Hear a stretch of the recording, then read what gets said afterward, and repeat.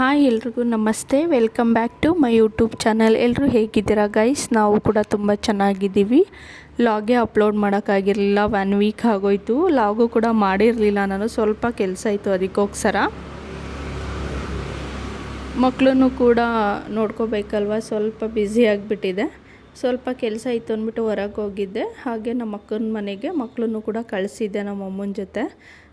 ಕೆಲಸ ಮುಗಿಸ್ಕೊಂಡು ಸಂಜೆ ಅಲ್ಲೇ ಹೋದೆ ಮಕ್ಳನ್ನ ಕರ್ಕೊಬರೋಣ ಅಂದ್ಬಿಟ್ಟು. ಅದಕ್ಕೆ ನಮ್ಮ 2ನೇ ಅಕ್ಕನೂ ಕೂಡ ಅಲ್ಲಿಗೆ ಬಂದಿದ್ದರು.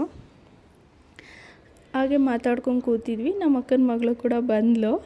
ಅವಳು ಬಂದಿದ್ದ ತಕ್ಷಣ ಎತ್ಕೊಂಬೇಡ ನೋಡೋಣ ಏನು ಮಾಡ್ತಾನೆ ದಕ್ಷಿತು ಅಂದರೆ ಫುಲ್ ನಗ್ತಾಯಿದ್ದ. ಅವಳನ್ನೇ ನೋಡ್ತಾ ಇದ್ದ, ಎತ್ಕೋತಾ ಇಲ್ವಲ್ಲ ಅಂದ್ಬಿಟ್ಟು. ಅವಳು ಬಂದು ಎತ್ಕೊಂಡು ಮುದ್ದು ಮಾಡ್ತಾಯಿದ್ಲು.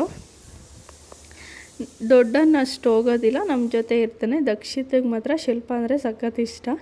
ಅಲ್ಲಿಂದ ನಾವು ನೈಟ್ ಬಂದು ಮಲ್ಕೊಂಡು ಬೆಳಗ್ಗೆ ಎದ್ದರೆ ನನ್ನ ಮಗ ನೋಡಿ ಹೆಂಗೆ ಡ್ರಾಮಾ ಆಡ್ತಾಯಿದ್ದಾನೆ, ನಿದ್ದೆ ಬರೋ ಥರ ನಗಾಡೋದು, ಮಲ್ಕೊಳ್ಳೋದು, ನಗೋದು, ಮಲ್ಕೊಳ್ಳೋದು. ನಿದ್ದೆ ಬಂದು ಫುಲ್ ಮಲಗಿರ್ತಾನೆ, ಆದರೂ ನಗ್ತಿರ್ತಾನೆ ಒಂದೊಂದು ಸಲ.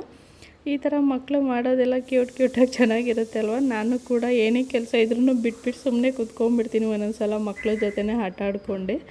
ನಮಗೂ ಕೂಡ ಖುಷಿ ಆಗುತ್ತೆ.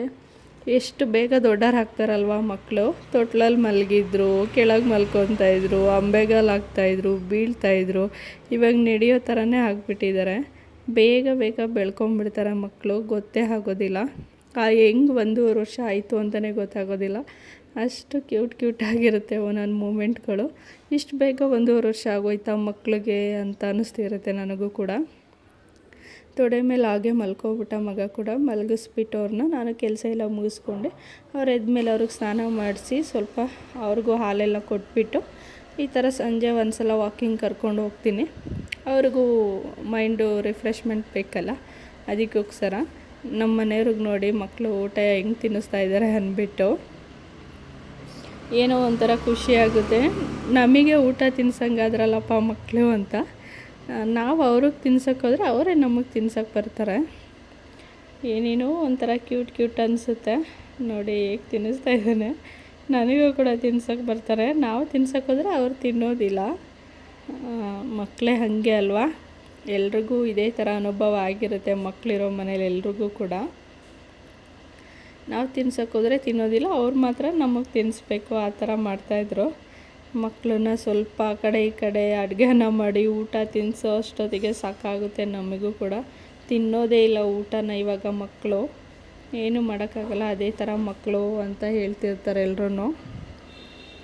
ಅವರು ಆಟಗಳನ್ನೆಲ್ಲ ನೋಡ್ಕೊಂಡು ಅವರು ಹೆಂಗೆ ಮಾಡ್ತಾರೆ, ನಾವು ಅದೇ ಥರ ವೆಯ್ಟ್ ಮಾಡಿ ಅವ್ರಿಗೆ ತಿನ್ನಿಸ್ಬೇಕು. ಅಲ್ಲಿಂದ ಇಲ್ಲಿ ನೋಡಿ ಯಾವ ಥರ ಆಟ ಆಡ್ತಾಯಿದ್ದಾರೆ ಒಬ್ರಿಗೊಬ್ರು ಇಬ್ಬರೂ. ಅಯ್ಯೋ ಈ ಮಕ್ಕಳನ್ನು ಏನೋ ಒಂಥರ ಅನಿಸುತ್ತೆ ನನಗೂ ಕೂಡ. ಇದು ವಾರದ ಪೂರ್ತಿ ಲಾಗು ನಾನು ಅಪ್ಲೋಡ್ ಮಾಡ್ತಾಯಿದ್ದೀನಿ. ಸ್ವಲ್ಪ ಕ್ಲಿಪ್ಪಿಂಗ್ ತೆಗೆದಿಟ್ಕೊಂಡಿದ್ದೆ. ನಮ್ಮ ಮನೆಯವರು ಕೂಡ ವೀಕ್ ಆಫ್ ತೊಗೊಂಡಿದ್ರು.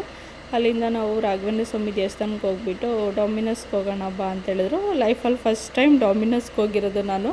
ಇಷ್ಟು ವರ್ಷ ಬೆಂಗಳೂರಲ್ಲೇ ಇದ್ದರೂ ಯಾವತ್ತೂ ಹೋಗಿರಲಿಲ್ಲ. ನನಗೆ ಪಿಜ್ಜಾ ಎಲ್ಲ ಅಷ್ಟು ಇಷ್ಟ ಆಗೋದಿಲ್ಲ. ಒಂದು ಬರ್ಗರ್ ತೊಗೊಂಡು ತಿಂದುಬಿಟ್ಟು ನಮ್ಮ ಮನೆಯವ್ರಿಗೆ ಹೋಗ್ಸರ ಹೋಗಿದ್ದೆ ಅಷ್ಟೇ, ಕರೀತವ್ರೆ ಅಂದ್ಬಿಟ್ಟು. ಮಕ್ಳಿಗೂ ಕೂಡ ನಾನು ಅದೆಲ್ಲ ಕೊಡೋದಿಲ್ಲ, ಪನ್ನೀರಾದರೆ ತಿನ್ನಿಸ್ತೀನಿ ಅಷ್ಟೇ. ಯಾರ್ಯಾರು ಲಾಗ್ ನೋಡ್ತಾ ಇದ್ದೀರಾ, ಸಪೋರ್ಟ್ ಮಾಡ್ತಾಯಿದ್ದೀರಾ, ಥ್ಯಾಂಕ್ ಯು ಸೋ ಮಚ್. ಯಾರಾದರೂ ಸಬ್ಸ್ಕ್ರೈಬ್ ಮಾಡ್ಕೊಳ್ದಲ್ಲೇ ಲಾಗ್ ನೋಡ್ತಾಯಿದ್ರೆ ಪ್ಲೀಸ್ ಸಬ್ಸ್ಕ್ರೈಬ್ ಮಾಡ್ಕೊಳ್ಳಿ, ಲೈಕ್ ಮಾಡಿ, ಶೇರ್ ಮಾಡಿ, ಕಮೆಂಟ್ ಮಾಡಿ. ಇದೇ ಥರ ಸಪೋರ್ಟ್ ಮಾಡಿ. ನಾನು ಎಷ್ಟಾಗುತ್ತೆ ಅಷ್ಟು ಲಾಗ್ ಅಪ್ಲೋಡ್ ಮಾಡೋಕ್ಕೆ ಟ್ರೈ ಮಾಡ್ತೀನಿ. ಮಕ್ಳು ಇಟ್ಕೊಂಡು ಮಾಡೋದು ಸ್ವಲ್ಪ ಕಷ್ಟ, ಎಲ್ರಿಗೂ ಗೊತ್ತು. ಬಟ್ ನಾನು ಇಷ್ಟಪಟ್ಟು ಇದನ್ನು ಮಾಡ್ತಾ ಇರೋದು, ಯೂಟ್ಯೂಬ್ ಮಾಡಬೇಕು ಅಂದ್ಬಿಟ್ಟು. ಪ್ಲೀಸ್ ಇದೇ ಥರ ಸಪೋರ್ಟ್ ಮಾಡಿ. ಪಿಜ್ಜಾ ಕೂಡ ಬಂತು, ತಿಂದ್ಬಿಟ್ಟು ಮಕ್ಕಳಿಗೆ ಮೇಲ್ಗಡೆ ಪನ್ನೀರ್ ಇತ್ತಲ್ಲ ಅದನ್ನು ಮಾತ್ರ 1-2 ಪೀಸ್ ತಿನ್ನಿಸ್ತೆ ಅಷ್ಟೇ. ಈ ಲಾಗ್ನ ಇಲ್ಲಿಗೆ ಎಂಡ್ ಮಾಡ್ತಾಯಿದ್ದೀನಿ. Thank you so much.